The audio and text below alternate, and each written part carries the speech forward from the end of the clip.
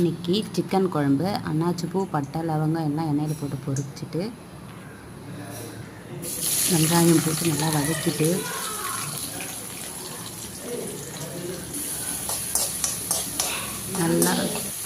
நல்லா வெங்காயம் நல்லா சூடில் வதக்கிட்டு இஞ்சி பூண்டு பேஸ்ட்டு போட்டுக்க வேண்டியதுதான். நல்லா அதையும் போட்டு நல்லா வதக்கி அதுக்கப்புறம் தக்காளி போட்டுக்க வேண்டியதான். நல்லா வதக்கிட்டு கருவேப்பிலை போட்டுக்க வேண்டியதான்.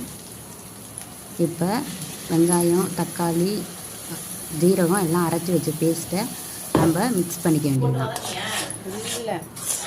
அதில் கருவேப்பிலையும் மிக்ஸ் பண்ணிருக்கோம், அதனால தான் க்ரீன் கலரில் தெரியுது. அப்புறம் மஞ்சத்தூள் போட்டுக்கலாம். நம்ம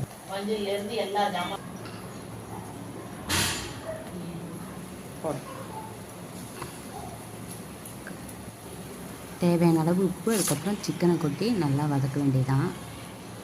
அதுக்கப்புறம் வீட்டு மிளகாத்தூள், அதுக்கப்புறம் சிக்கன் மசாலா தூள், அதுக்கப்புறம் ஃபுல்லாக தண்ணி ஊற்றி நம்மளுக்கு கிரேவி பதமாக, குழம்பு பதமாக நம்மளுக்கு தேவையான அளவு தண்ணி நல்லா ஊற்றி நல்லா